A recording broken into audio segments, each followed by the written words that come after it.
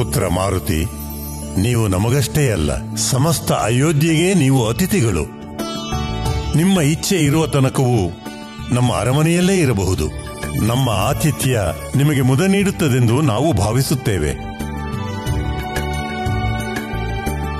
ನಮಗೆ ಅನುಮತಿ ನೀಡಿ, ನಾವು ವಾನಪ್ರಸ್ಥಕ್ಕೆ ಹೋಗುವ ಸಮಯವಾಗಿದೆ.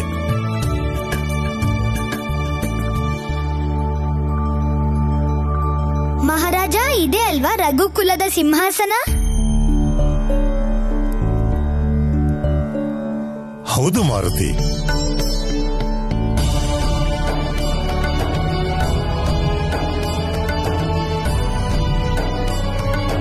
ನಮ್ಮ ಅಮ್ಮ ಹೇಳ್ತಾ ಇದ್ರು, ರಘುಕುಲದವರು ಒಮ್ಮೆ ವಚನ ಕೊಟ್ಟರೆ ತಮ್ಮ ಪ್ರಾಣವನ್ನು ಲೆಕ್ಕಿಸದೆ ಅದನ್ನ ನಿಭಾಯಿಸುತ್ತಾರಂತೆ. ನಿಮ್ಮ ಮಾತು ಸತ್ಯ ಮಾರುತಿ. ಮತ್ತೇಕೆ ನೀವು ವಚನವನ್ನ ನಿಭಾಯಿಸುತ್ತಿಲ್ಲ?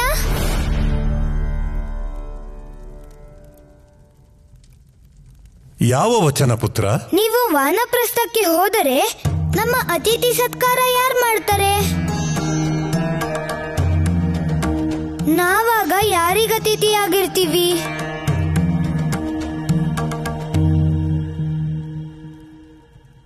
ಆದರೆ ಪುತ್ರ, ನಾವು ಹೋಗಲೇಬೇಕು. ಸರಿ, ನೀವು ನಿಮ್ಮ ವಚನವನ್ನು ಮುರಿದು ಹೋಗಬಹುದು.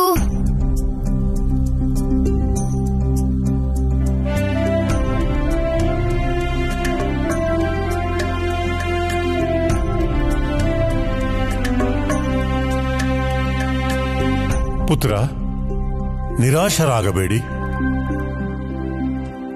ಮಾರುತಿ ಸರಿಯಾಗಿ ಹೇಳುತ್ತಿದ್ದಾರೆ ಮಹಾರಾಜ. ಅತಿಥಿಯಾಗಿ ಸ್ವೀಕರಿಸಿದ ಮೇಲೆ ಆತಿಥ್ಯವನ್ನು ನೀವೇ ಪೂರೈಸಬೇಕು.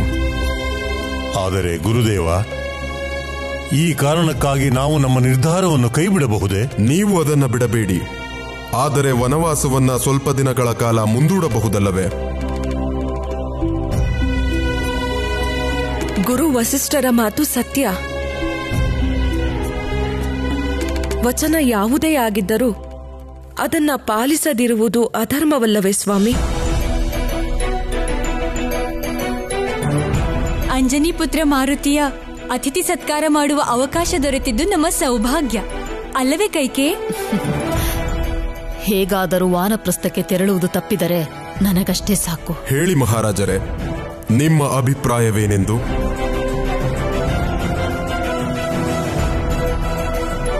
ಆಗಲಿ ಗುರುದೇವ, ನಿಮ್ಮ ಆಜ್ಞೆಯಂತೆ ಆಗಲಿ.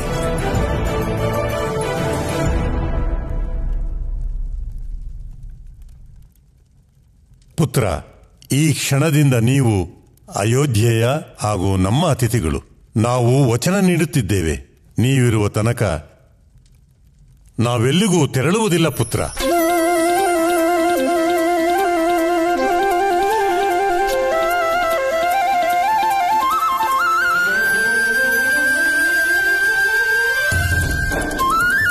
ಅಂದ್ರೆ ನೀವು ಅಯೋಧ್ಯೆ ಬಿಟ್ಟು ಹೋಗೋದಿಲ್ವಾ?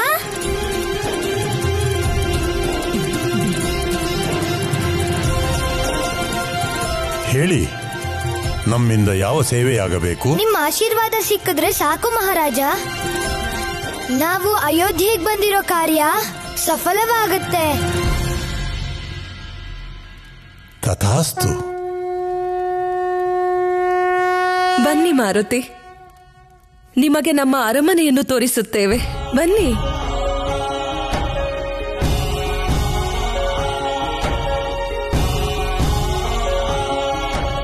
ಮಾರುತಿಯ ಭಕ್ತಿಯೇ ಶ್ರೇಷ್ಠ ಪ್ರಭು.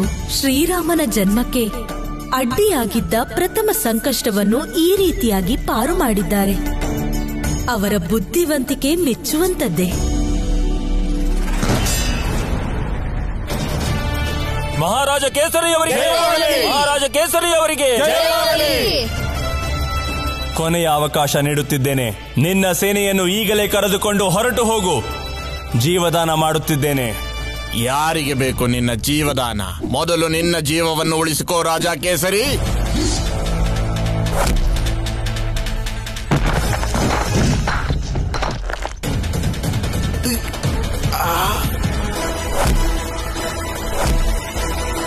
ಬಟ್ಟೆಯ ಹಾಗೆ ಒಗೆಯುತ್ತಿದ್ದಾರೆ ಸುಬಾಹುವನ್ನ. ಸೋದರ, ನಿಮಗೆ ತಿಳಿದಿದೆ, ನಾವು ನಿಮಗೆ ಸಹಾಯವನ್ನ ಮಾಡಲಾಗುವುದಿಲ್ಲ.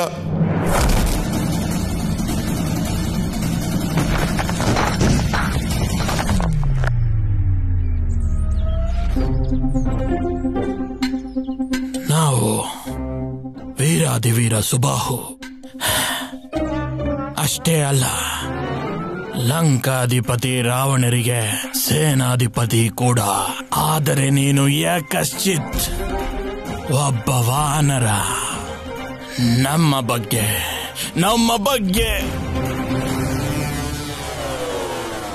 ಕ್ಷಮಿಸಿ ನಮ್ಮನ್ನು ಸೋದರ, ನಾವು ಓಡುತ್ತಿದ್ದೇವೆ. ನಿಮ್ಮ ಮೃತ್ಯುವಿನ ಸಂದೇಶವನ್ನ ರಾಜಮಾತೆಗೆ ಯಾರು ತಿಳಿಸುತ್ತಾರೆ?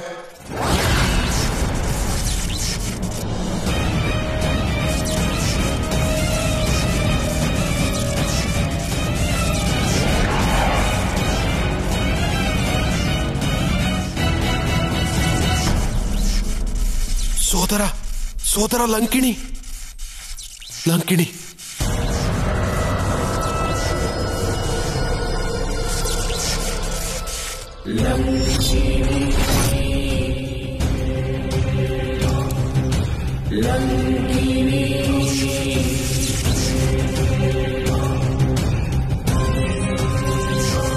ಇದು ನನ್ನ ಪ್ರಹಾರ ರಾಜ ಕೇಸರಿ, ಲಂಕಿಣಿಯ ಪ್ರಹಾರ.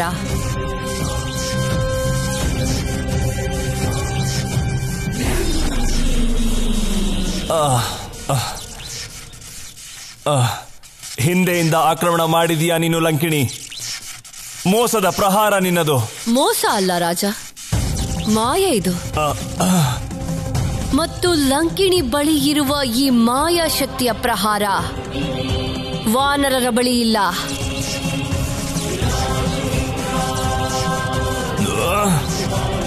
ಬಂಧಿಸಿ ಎಲ್ಲರನ್ನು. ಇಂದು ಸುಮೇರು ರಾಜ್ಯವನ್ನು ಸ್ಮಶಾನವಾಗಿ ಪರಿವರ್ತಿಸುತ್ತೇವೆ ನಾವು.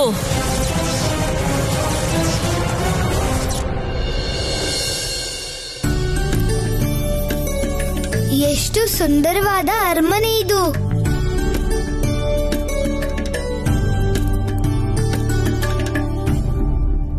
ಇದ್ಯಾರು?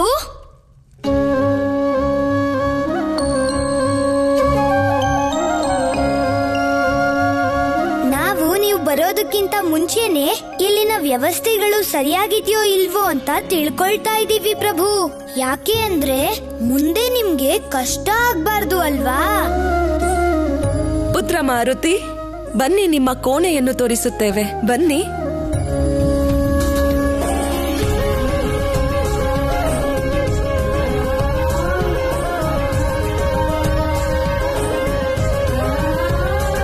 ಪುತ್ರ ಮಾರುತಿ, ಇದೇ ನಿಮ್ಮ ಕೋಣೆ. ನೀವು ಸ್ವಲ್ಪ ಹೊತ್ತು ವಿಶ್ರಮಿಸಿ. ನಾವು ನಿಮ್ಮ ಭೋಜನಕ್ಕೆ ವ್ಯವಸ್ಥೆ ಮಾಡುತ್ತೇವೆ. ಧನ್ಯವಾದಗಳು. ನಡೆಯಿರಿ.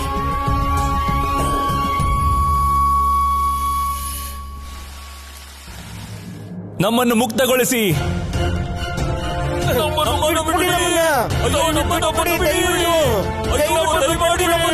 ಮುಕ್ತರಾಗಿಸಿ ನಮ್ಮನ್ನು ರಾಕ್ಷಸರೇ. ಸಮಾಧಾನ ರಾಜಕೇಸರಿ.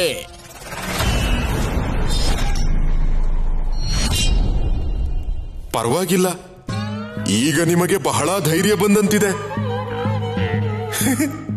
ಸ್ವಲ್ಪ ಸಮಯದ ಹಿಂದೆ ಅವರ ಕಾಲುಗಳ ಹತ್ತಿರ ಬಿದ್ದಿದ್ದೀರಿ ನೀವು. ಆದರೆ ಯುದ್ಧ ಇನ್ನು ಬಾಕಿ ಇತ್ತು. ಸೋದರ, ನಿಮ್ಮ ಪುಣ್ಯ ಚೆನ್ನಾಗಿತ್ತು. ಲಂಕಿಣಿ ಬಂದಳು. ಇಲ್ಲದಿದ್ದರೆ ಏನ್ ಬೇಕು ನಿಮ್ಗೆಲ್ಲ ನಮ್ಮಿಂದ?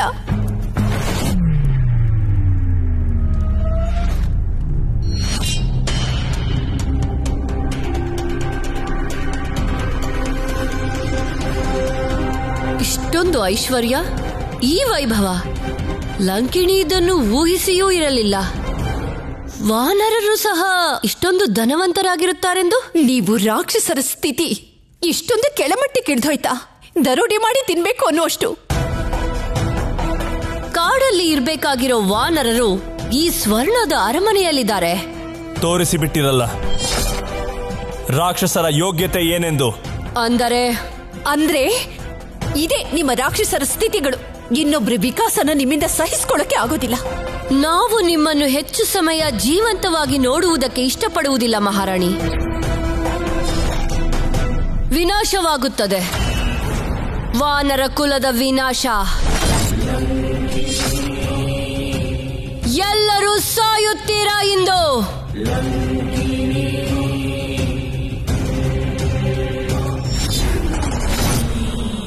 ಆದರೆ ನಿಮಗೆ ಖಂಡಿತ ತಿಳಿಯುತ್ತದೆ ರಾಕ್ಷಸರ ಶಕ್ತಿ ಏನೆಂದು. ಸಾಯುವ ಮುನ್ನವೇ ನಿಮಗೆ ನಮ್ಮ ಧಿಕ್ಕಾರವಿದೆ. ನೀವು ಮೋಸದಿಂದ ನಮ್ಮನ್ನು ಬಂಧಿಸಿದ್ದೀರಾ. ಧೈರ್ಯವಿದ್ದರೆ ನಮ್ಮ ಎದುರಿಗೆ ಬಂದು ಯುದ್ಧ ಮಾಡಿ, ಆಗ ತಿಳಿಯುತ್ತದೆ ವಾನರರ ಶಕ್ತಿ ಏನೆಂದು. ಮೂರ್ಖ ಕೇಸರಿ, ನೀನು ನಮ್ಮೊಂದಿಗೆ ಯುದ್ಧ ಮಾಡುತ್ತೀಯಾ? ಖಂಡಿತ ಇಲ್ಲ. ಮಹಾರಾಜರ ಜೊತೆ ಯುದ್ಧ ಮಾಡೋ ಯೋಗ್ಯತೆ ನಿಮಗಿಲ್ಲ. ನಮ್ ಕೈಗಳನ್ನ ಬಿಚ್ಚಿ ಅಷ್ಟೇ ಸಾಕು. ಆಮೇಲೆ ನಿರ್ಧಾರ ಮಾಡ್ತೀವಿ ನಿಮ್ಮ ಹತ್ರ ಇರೋ ಬಲ ಎಷ್ಟು ಅಥವಾ ನಮ್ಗಳ ಹತ್ರ ಇರೋ ಬಲ ಎಷ್ಟು ಅಂತ.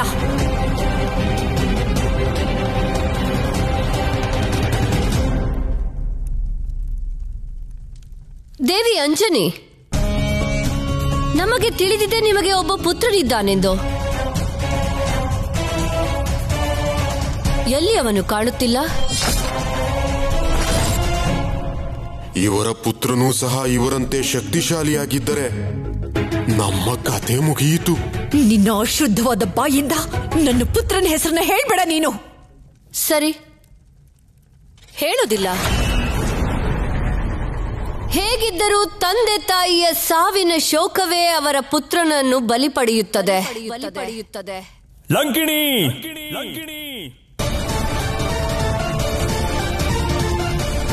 ಏನೇ ಮಾಡುವುದಿದ್ದರೂ ಬೇಗ ಮಾಡಿ ಮುಗಿಸಿ. ಆದಷ್ಟು ಬೇಗ ಇಲ್ಲಿಂದ ಹೊರಡುವುದೇ ಸರಿ. ಸಾಯಲು ಎಲ್ಲ ತಯಾರಾಗಿರಿ. ಲಂಕಿಣಿ, ಹೀಗೆ ಮಾಡಬಹುದಲ್ಲ. ಇವರನ್ನೆಲ್ಲ ಬಂಧಿಸಿ ನಮ್ಮ ಲಂಕೆಯಲ್ಲಿ ಸೇವಕರನ್ನಾಗಿ ಮಾಡಿಕೊಳ್ಳೋಣ. ನಮ್ಮ ಕೈಯಿಂದ ನಿಮ್ಮ ಸ್ವರ್ಣ ಲಂಕೆ ಪೂರ್ಣವಾಗಿ ಸುಟ್ಟು ಭಸ್ಮವಾದೀತು. ಜೋಕೆ,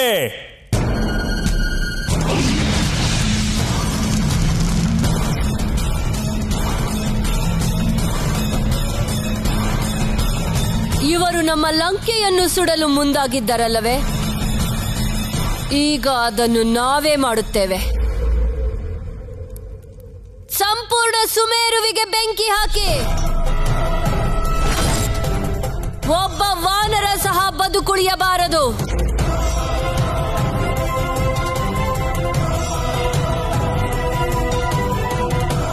ಇಂದು ವೈಭವದಿಂದ ಕಾಣುತ್ತಿರುವ ನಿನ್ನ ಅರಮನೆ ನಾಳೆ ಸುಟ್ಟು ಭಸ್ಮವಾಗುವುದು.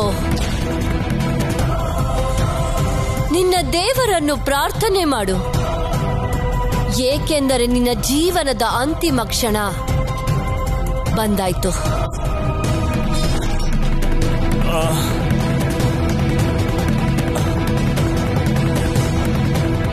ಬನ್ನಿ.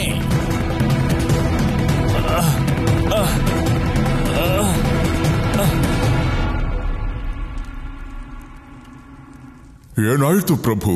ನೀವು ಬಹಳ ಆತಂಕದಲ್ಲಿದ್ದಂತೆ ಕಾಣುತ್ತಿದ್ದೀರಾ. ನೀವು ಹೀಗೆ ಆತಂಕದಲ್ಲಿ ಓಡಾಡುತ್ತಿರುವುದನ್ನು ಕಂಡು ನಮಗೆ ಬಹಳ ಚಿಂತೆಯಾಗುತ್ತಿದೆ ಪ್ರಭು. ಜಾಂಬವಂತ ತಾತ, ನಿಮಗೆ ಯಾಕೆ ಅರ್ಥ ಆಗ್ತಾ ಇಲ್ಲ? ನಮ್ಮ ಮೇಲೆ ದೊಡ್ಡ ಜವಾಬ್ದಾರಿ ಇದೆ. ನಾವಿಬ್ರು ಸುಮೇರುವಿಂದ ಅಯೋಧ್ಯೆಗೆ ಬಂದಿದ್ದೀವಿ. ಯಾಕೆ? ಏಕೆಂದರೆ ಪ್ರಭು ಶ್ರೀರಾಮ ಜನಿಸುವ ಸ್ಥಳವಿದು. ನಿಜ ತಾನೆ? ಆದ್ರೆ ಇಲ್ಲಿ ಯಾವ ವ್ಯವಸ್ಥೆನೆ ಕಾಣ್ತಿಲ್ಲ. ಪ್ರಭುಗಳಂತ ಮಹಾಪುರುಷರ ಜನ್ಮ ಯುಗ ಯುಗಗಳಿಗೆ ಒಮ್ಮೆಯಾಗುವುದು. ಅವರನ್ನ ಅದ್ಧೂರಿಯಾಗಿ ಸ್ವಾಗತಿಸಬೇಕು. ಆದ್ರೆ ಇಲ್ಲಿ ಯಾರಿಗೂ ಸಂಭ್ರಮನೇ ಇಲ್ಲ. ಪ್ರಭು, ಅದು ಏಕೆಂದರೆ ಪ್ರಭುಗಳು ಜನಿಸುವ ಸೂಚನೆ ನಿಮಗೆ ಮತ್ತು ನಮಗೆ ಮಾತ್ರ ಗೊತ್ತು. ಅಂದ್ರೆ ನಮ್ಮಿಬ್ರ ಕಾರ್ಯ ಇನ್ನೂ ಹೆಚ್ಚಾಯ್ತು. ನಾವಿಬ್ರು ಸೇರಿ ಎಲ್ಲಾ ತಯಾರಿಗಳನ್ನು ನಡೆಸಬೇಕು.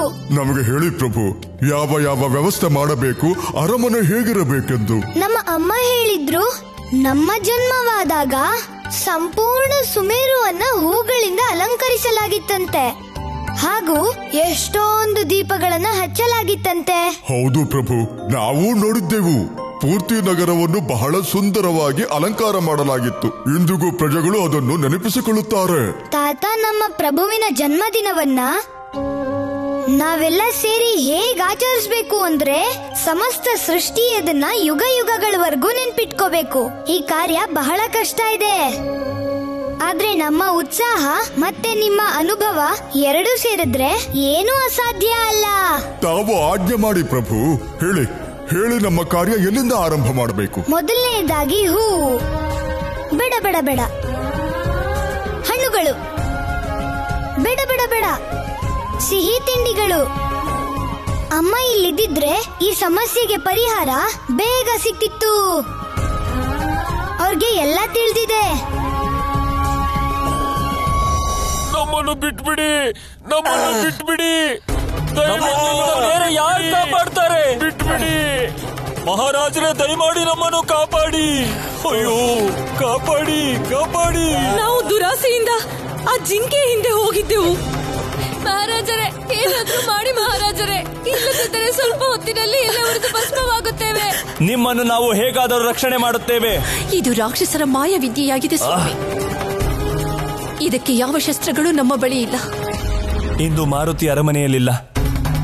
ಇಲ್ಲದಿದ್ದರೆ ಅವರಿಗೂ ಅಪಾಯವಾಗುತ್ತಿತ್ತು. ಮಾರುತಿ, ಹಾಗೆ ಮಾತಾಡಬೇಡಿ ಸ್ವಾಮಿ. ನಿಮ್ಮ ಮನೋಬಲ ಕುಗ್ಗು ಹೋಗುತ್ತೆ. ನಮ್ಮ ಮಾತಿನ ಮೇಲೆ ವಿಶ್ವಾಸ ಇಡಿ.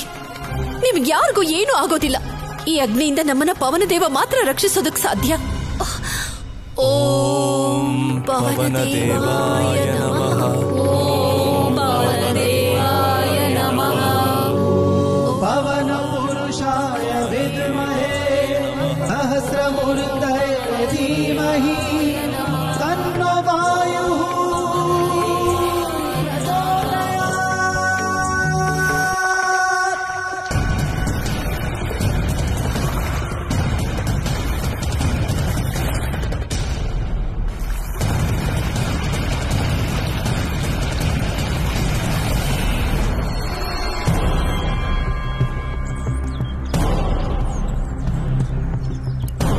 ಅಂದು ಲಂಕೆಗೆ ಬಿದ್ದಿದ್ದ ಬೆಂಕಿ ಇನ್ನೂ ಸಹ ನಮ್ಮ ಕಣ್ಣ ಮುಂದೆಯೇ ಇದೆ. ಅದೇ ರೀತಿ ಸುಮೇರು ಸಹ ಉರಿದು ಭಸ್ಮವಾಗುವುದನ್ನು ನಾನು ನೋಡಬೇಕು. ಖಂಡಿತ ಭಸ್ಮವಾಗುತ್ತದೆ. ಸಾವಿರಾರು ವಾನರ ಚಿತೆಗಳು ಒಟ್ಟೊಟ್ಟಿಗೆ ಉರಿಯುತ್ತವೆ. ಈ ಬೆಂಕಿಯ ಶಾಖ ಸ್ವರ್ಗ ಲೋಕದವರೆಗೂ ತಲುಪಬೇಕು. ಹೋಗಲೇ ದೇವತೆಗಳಿಗೂ ಸಹ ಇದರ ಬಿಸಿ ತಟ್ಟುವುದು. ಪ್ರಭು, ನಿಮ್ಮ ಜನ್ಮೋತ್ಸವವಾದ ಬಗ್ಗೆ ಅಂಜನಿಯವರು ನಿಮಗೆ ಹೇಳಿದ್ದಾರೆ ತಾನೆ? ಅದು ನಿಮಗೆ ನೆನಪಿಲ್ಲವೇ ಪ್ರಭು? ಹಾ, ಹೌದು. ಅಮ್ಮ ಹೇಳಿದ್ದು ನಮ್ಗಿನ್ನೂ ಚೆನ್ನಾಗಿ ನೆನಪಿದೆ. ಸರ್ವಪ್ರಥಮವಾಗಿ ನೀವು ಅಯೋಧ್ಯೆಯ ಮಾರುಕಟ್ಟೆಗೆ ಹೋಗ್ಬೇಕು. ಅಲ್ಲಿಂದ ನೀವು ಹೂಗಳನ್ನ ತರಬೇಕು. ಎಷ್ಟಂದ್ರೆ ಈ ಕೋಣೆ ಪೂರ್ತಿ ತುಂಬುವಷ್ಟು. ಮತ್ತು ದೀಪಗಳು, ಅದು ಕೂಡ ಈ ಅರಮನೆಯ ಮೂಲೆ ಮೂಲೆಯಲ್ಲೂ ಇಡುವಷ್ಟು. ಮತ್ತೆ ಅಲಂಕಾರದ ವಸ್ತುಗಳು, ಸಿಹಿ ತಿಂಡಿಗಳು, ಮತ್ತೆ ವಸ್ತ್ರಗಳು. ಇದೆಲ್ಲ ನೆನ್ಪಿರುತ್ತೆ ಅಲ್ವಾ ತಾತ? ಹೌದು ಪ್ರಭು. ದೀಪಗಳು, ವಸ್ತ್ರಗಳು, ಸಿಹಿ ತಿಂಡಿಗಳು, ಆನೆ, ರಥ, ಖಡ್ಗಗಳು, ಕುದುರೆಗಳು ಮತ್ತು ಕತ್ತೆಗಳು. ಏನ್ ತಾತ ಇದು? ನಾವೇನ್ ಯುದ್ಧ ಮಾಡೋಕ್ ಹೋಗ್ತಿದೀವಾ? ನಿಮ್ಗಂತೂ ಏನು ನೆನಪಿಲ್ಲ. ಮತ್ತು ಅಲಂಕಾರದ ವಸ್ತುಗಳು, ವಸ್ತ್ರಗಳು ಮತ್ತು ಸಿಹಿ ತಿಂಡಿಗಳು. ಪ್ರಭು, ನನ್ನ ಮೇಲೆ ನಂಬಿಕೆ ಇರಲಿ. ನಮ್ಮ ಜೀವನವನ್ನು ಅವರಿಗೋಸ್ಕರ ಮುಡಿಪಾಗಿಡೋಣ. ಅಂತಹ ಪ್ರಭುಗಳ ಕಾರ್ಯವನ್ನು ಹೇಗೆ ಮರೆಯಲು ಸಾಧ್ಯ?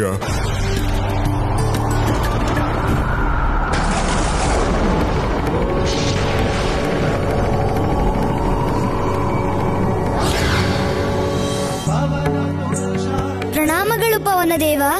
ಪ್ರಣಾಮಗಳು. ನೀವಿಲ್ಲಿ? ಪುತ್ರ, ಸುಮೇರುವಿಗೆ ಈಗ ಸಂಕಷ್ಟ ಎದುರಾಗಿದೆ.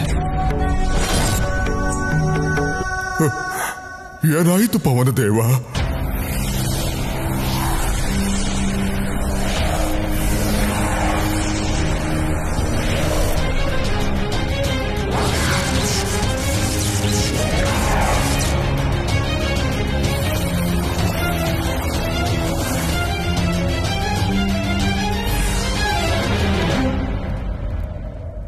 ತಾತ, ಹೋಗ್ಬೇಕು. ನಿಮ್ಮಿಷ್ಟದಂತೆ ಆಗಲಿ ಪ್ರಭು.